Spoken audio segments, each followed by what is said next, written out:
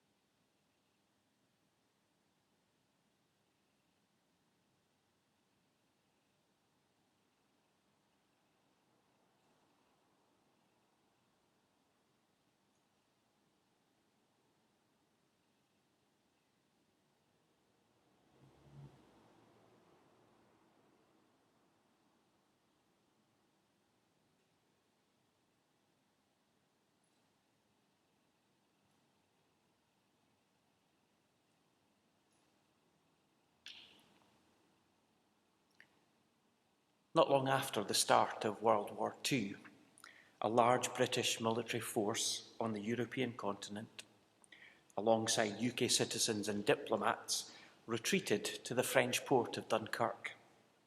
With its back against the English Channel, the British force faced a German army that threatened to drive it into the sea. To save what he could of his army, Winston Churchill called for all available sea vessels, whether large or small, to evacuate the soldiers and civilians from the besieged French beaches and bring them back across the Channel to safety. An incredible array of sea vessels raced to the rescue, from fishing boats to cruise ships. One of the ships was the Lancastria. Her limit was 2,200 passengers, plus a crew of around 350 as a cruise ship. But the Royal Navy gave the captain orders to cram as many as possible on board, without regard the limits laid down by international law. One official source noted that a soldier heard the captain and his chief officer say that 6,700 people were already aboard the ship. Other estimates go as high as 9,000 people. Suddenly, German bombers appeared. They were unchallenged because at that time the RAF fighters were at the end of their patrol perimeter. An hour earlier, bombers had hit a ship half a mile from the Lancastria. As the largest ship at the evacuation and anchored a few miles offshore, the Lancastria became a prime target for the German bombers. At 3:48 p.m, the Lancastria suffered 3 direct hits by the German bombers. One bomb went down the smokestack into the ship's innards, causing 1,400 tons of crude oil to be released into the water around the ship. No one doubted that the liner was going down. A few hundred men were trapped inside the forward hold of the severely listing ship. Chaos, smoke, oil, fire, and blood, mixed with the terrified cries of the men trapped below, created pandemonium on deck, as those hopeful of survival searched for lifeboats or simply leapt into the sea. Moving through the middle of the living nightmare, a young Navy chaplain quietly worked his way to the edge of the hold and peered down into the darkness below. Then, knowing that he would never get out, he dropped down into the hold. He went to give encouragement and help to those hundreds of men trapped for their last fateful hour. The ship sank in less than 20 minutes, and all in that hold died.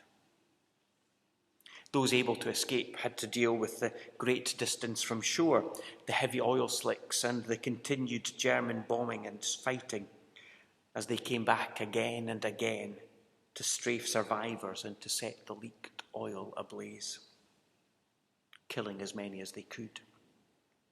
Smaller vessels in the area that had been ferrying the evacuees to the larger ships like the Lancastria tried to rescue as many as possible.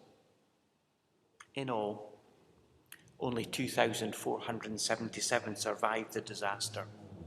Sources estimate that between 4,200 and 6,500 people died in the Lancastria sinking. It was the worst single loss of British life in the entire Second World War, and a disaster the government tried to hush up at the time. Survivors later told how the only thing that kept them going and gave them the courage to survive until passing ships could rescue them from the water was hearing the strong, brave voices of the men in the hold singing hymns as the ship finally rolled over and went to the bottom. A seafront memorial was erected nearly 50 years later at the French shore in memory of more than 4,000 who died and in commemoration of the people of Saint Nazaire and the surrounding district who saved many lives, tended wounded, and gave a Christian burial to victims. There's also a memorial in the grounds of the Golden Jubilee Hospital in Clydebank, near to where the Lancastria was built.